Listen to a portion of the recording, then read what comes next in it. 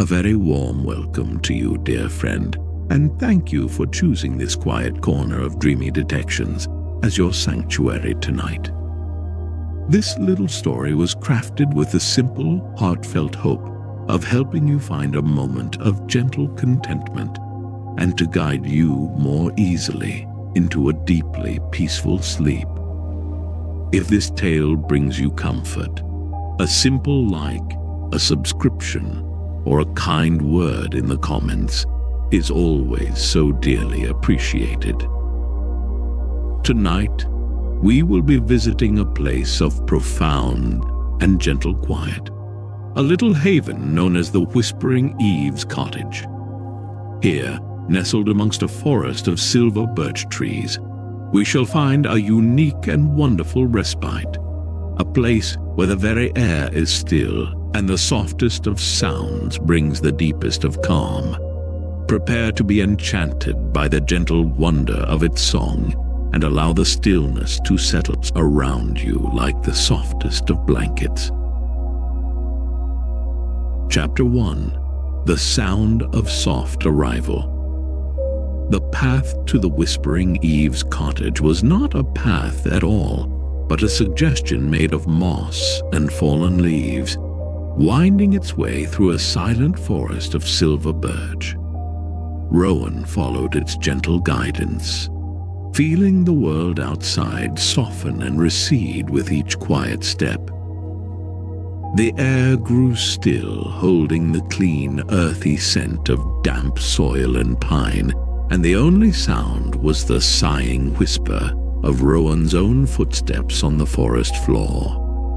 The trees stood like pale, kindly sentinels, their bark like aged paper holding forgotten stories, their leaves a high canopy that dappled the light into 1,000 moving coins of gold upon the ground.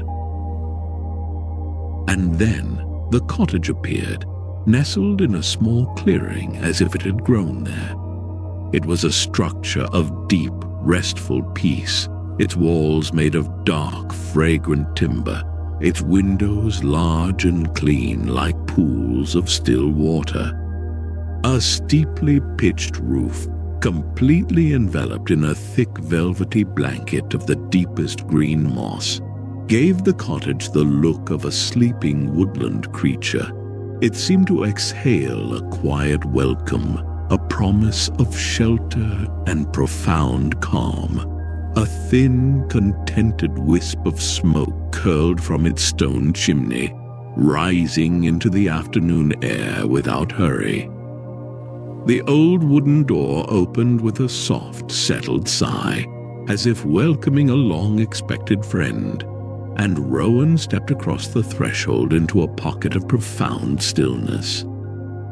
The air inside was warm and carried the gentle, layered scent of dried lavender, old paper, and the faintest memory of wood smoke from a long-ago fire. It was a simple space, consisting of one large open room, but every corner held a sense of deep comfort.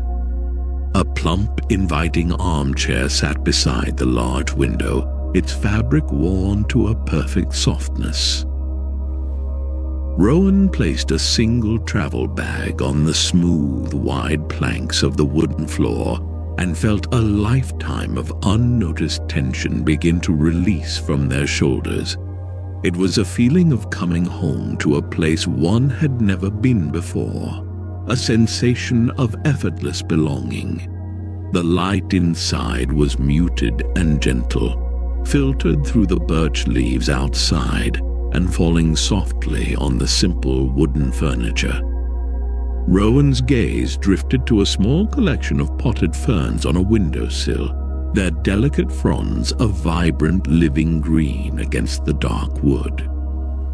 As the afternoon light began to fade, painting the sky in soft hues of rose and violet, Rowan settled into the armchair. It was even more comfortable than it looked, embracing them in a soft, secure hug. Through the large window, the birch trees became graceful silhouettes against the deepening twilight. The world grew quieter still, entering that magical hushed moment between day and night, a pause in the world's gentle breathing. Then a single droplet of rain touched the window pane, followed by another and another. It was not a storm, but a soft-spoken arrival, a gentle wetting of the world. The sound was a barely there pitter-patter, a delicate tapping on the glass that was more felt than heard. Rowan watched as the tiny drops traced glistening paths down the pane, each one a tiny traveling jewel of light. It began as a whisper, a single resonant note that seemed to hum from the very bones of the cottage, a sound so deep and soft it was felt as a vibration in the floorboards and in the arms of the chair.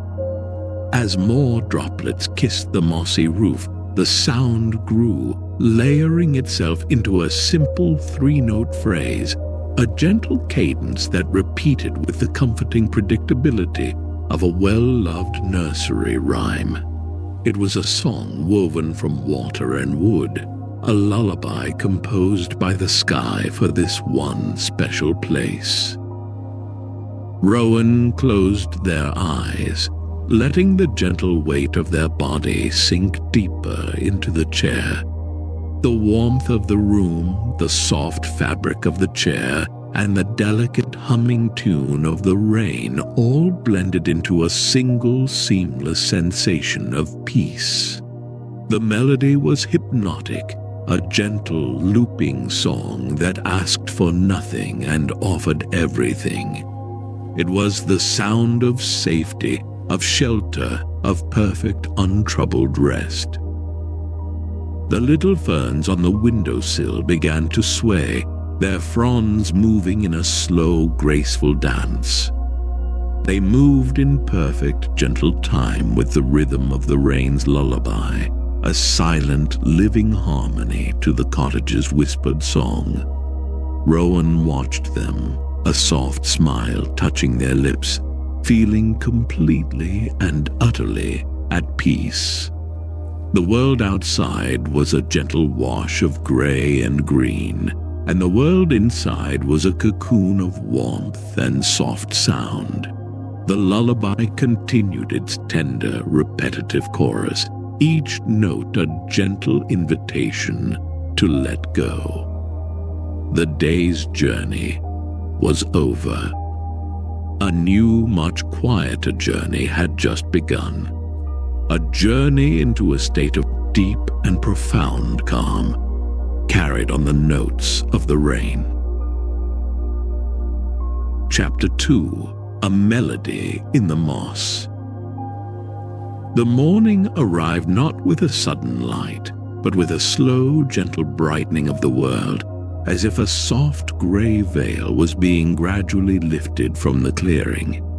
The rain had ceased during the night, and the air that drifted through a slightly opened window was cool, clean, and alive with the scent of wet earth and refreshed pine. Rowan woke slowly, feeling more rested than they had in years, the memory of the rain's lullaby still humming softly in their mind, like a pleasant dream. After a simple breakfast of warm toast and herbal tea, Rowan felt a quiet pull to explore the world just outside the cottage door. They stepped out into the clearing, their feet making soft impressions on the damp ground. The moss that covered the cottage roof was even more beautiful in the morning light, a tapestry of 100 shades of green, glistening with leftover raindrops that caught the sun like tiny diamonds. It looked impossibly soft, a living blanket that insulated the cottage in its verdant embrace. Rowan's walk took them to the edge of the clearing, where the silver birch trees stood tall and elegant. They ran a gentle hand over the smooth, papery bark of the nearest tree, feeling its cool, solid presence. Looking up, they saw how the slender white trunks and delicate leaves created a canopy of intricate lace against the pale blue sky. A light breeze rustled through the leaves, creating a soft, papery shushing sound, a dry and gentle counterpoint to the memory of the rain. The day unfolded at its own unhurried pace. Rowan spent time simply observing, sitting on the small wooden step outside the door and watching as a fluffy bumblebee ambled from one tiny wildflower to another. There was nothing that needed to be done, no schedule to keep, only the gentle rhythm of the forest to fall into. The quiet of the place was a presence in itself, a warm and welcoming silence that made even one's own thoughts feel softer and kinder. Later in the afternoon, the sky began to change. The pale blue deepened to a soft, uniform gray, and the light in the clearing grew dimmer, more intimate. A familiar coolness touched the air, carrying with it the promise of more rain. Rowan returned to the cozy armchair by the window, a sense of pleasant anticipation settling over them. They watched as the first drops began to fall, heavier this time, landing on the birch leaves with a distinct rhythmic patter. The lullaby began again, and this time it was richer, more complex. The deep, resonant hum from the rain striking the thick, damp moss on the roof provided a steady, soothing bass note, a foundational hum that grounded the entire melody. The sound was like a gentle, continuous chant, a vibration that filled the small cottage with a sense of ancient peace. It was the sound of the earth itself, deep and reassuring. Layered on top of this, the quicker, lighter rhythm of the rain on the birch leaves added a delicate percussive track, like the gentle tapping of 100 tiny, soft-fingered drummers. The sounds were distinct, yet perfectly harmonious, the different textures of moss and leaf creating a natural symphony. And then there was the softest sound of all, the whisper of water tracing its way down the window panes, a sighing note that completed the chord. Rowan sat perfectly still, completely immersed in the music of the cottage. They began to notice the subtle variations in the song. A slight strengthening of the wind would cause the rhythm of the leaf taps to quicken, and a heavier sheet of rain would deepen the hum from the roof, making the floorboards vibrate with a gentle, soothing pulse. It was a living composition, a piece of music that was never the same twice, yet was always familiar and comforting. The air in the cottage grew heavy with the wonderful scent of petrichor, the clean, fresh smell of rain on dry earth, which drifted in through the open window. This, too, felt like a part of the experience, an olfactory harmony to the auditory one. The world was reduced to these simple, profound sensations. The sound of the rain song, the scent of the wet forest, the feeling of warmth and safety within the cottage walls. As the rain continued its steady, peaceful drumming, Rowan noticed the moss on the roof beginning to change. In the dimming light of the late afternoon, it started to emit a soft, silvery green glow. It was a faint, ethereal luminescence, a phosphorescence that seemed to be drawn out by the moisture. The cottage now seemed to be not just singing, but glowing with a gentle, magical light of its own, turning the clearing into a scene from a forgotten, peaceful fairy tale. This gentle, living light, combined with the unending lullaby, created an atmosphere of perfect enchantment. There were no questions to be asked, no puzzles to be solved, only a deep and overwhelming sense of wonder and gratitude. Rowan felt their own breathing slow and deepen, falling into the same gentle rhythm as the rain, becoming a part of the cottage's peaceful, harmonious world. Chapter 3. Harmonies of Hearth and Home.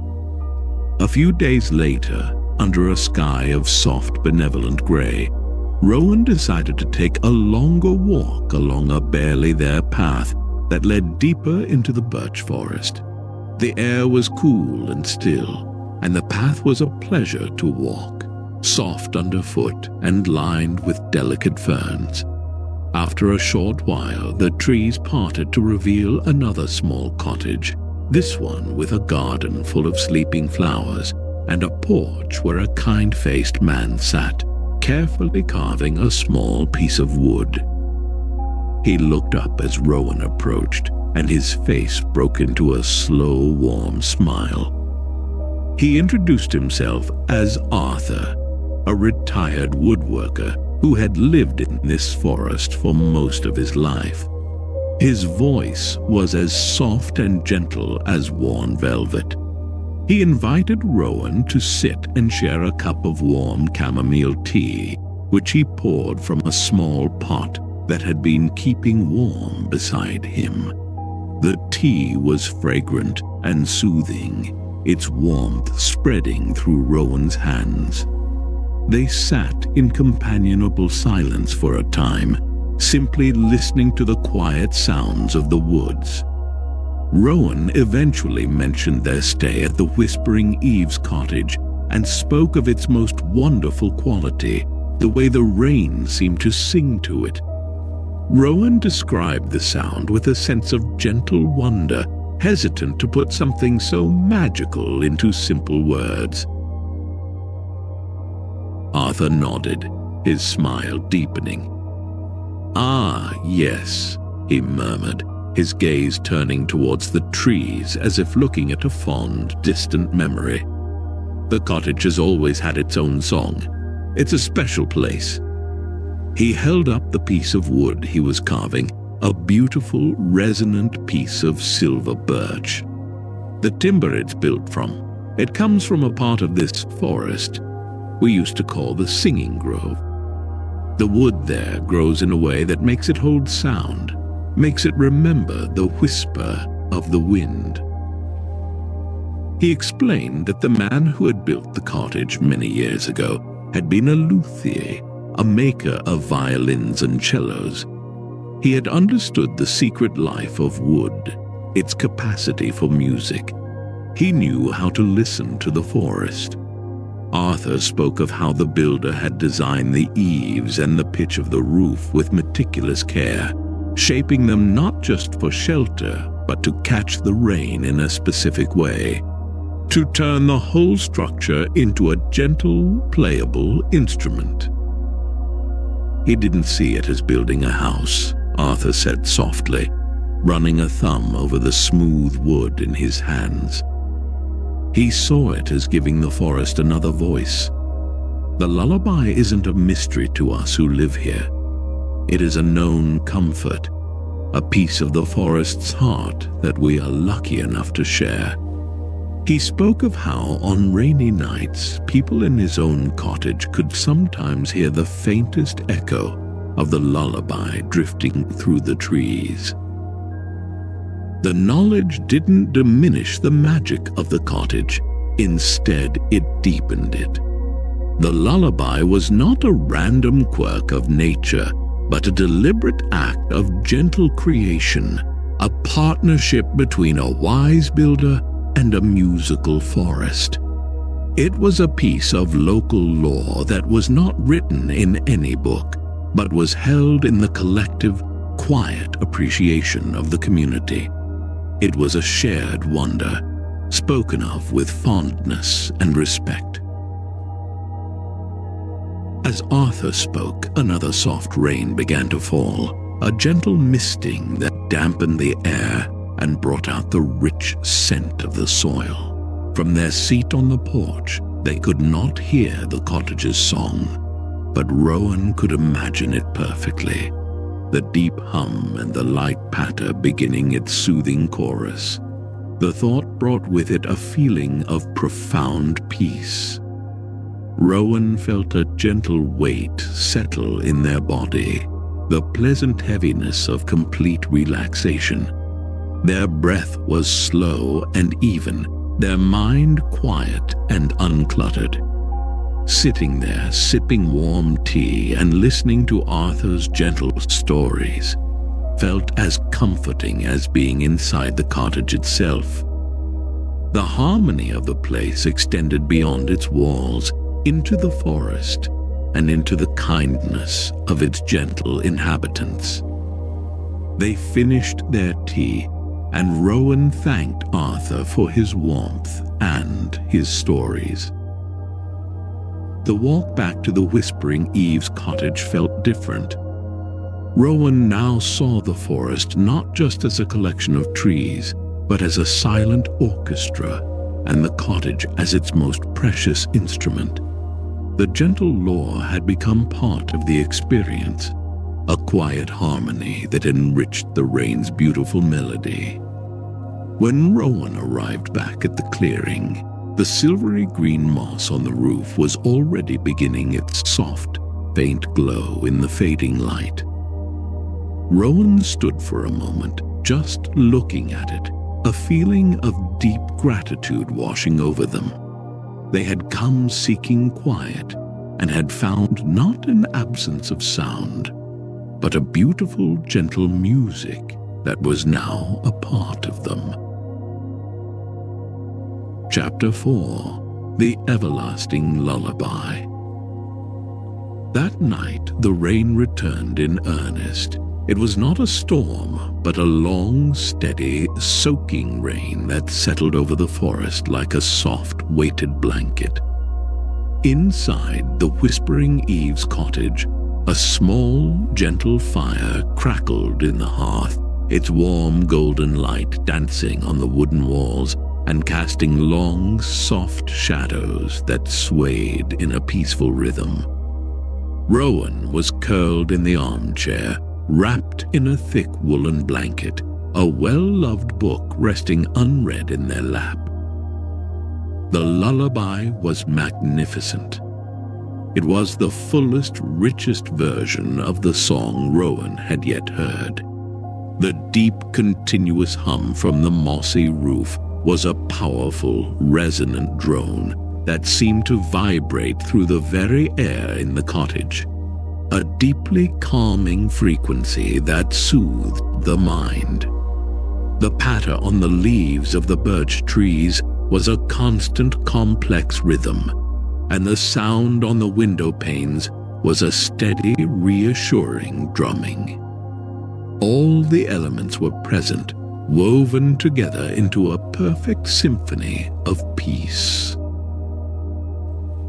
Rowan closed their eyes and just listened, letting the music wash over and through them. They could distinguish each individual layer of sound, the deep hum of the roof, the mid-range patter of the leaves, the soft whisper of the glass, and yet they all blended into a single, cohesive whole. It was a song without beginning or end, a piece of music that existed outside of time, simply and beautifully present. Rowan understood now with a quiet, certain clarity. The cottage's secret was the perfect harmony of its parts. It was the resonant wood from the singing grove holding the memory of 1,000 breezes. It was the thick, absorbent moss, softening the impact of the rain into a deep, tonal hum. It was the carefully angled eaves, designed by a luthier's hand to catch the sound, and it was the surrounding silver birch trees acting as a natural orchestra, each leaf a tiny instrument. It was a masterpiece of gentle, intentional design and natural wonder. A feeling of profound contentment filled Rowan's heart. The puzzle, the gentle curiosity that had first sparked within them, was resolved, and its resolution was not a shocking revelation or a complex answer, but a simple, beautiful truth that made the world feel even more wondrous. The lullaby was not an anomaly to be solved, but a gift to be received. It was the enduring spirit of a kind builder, the quiet magic of the forest, and the gentle blessing of the rain, all singing together. The fire in the hearth crackled softly, a warm counterpoint to the cool music of the rain. The entire cottage felt like a safe, warm cocoon, a sheltered space, shielded from any and all cares. Rowan felt the gentle weight of the woolen blanket on their body, a comforting pressure that grounded them, making them feel secure. They felt their breath deepen, each exhalation a soft release of any lingering tension.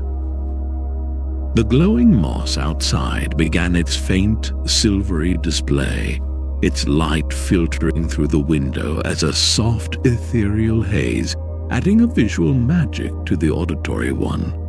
The potted ferns swayed gently, their dance a silent testament to the vibrations of the song filling the room. Everything was in its right place. Everything was in harmony.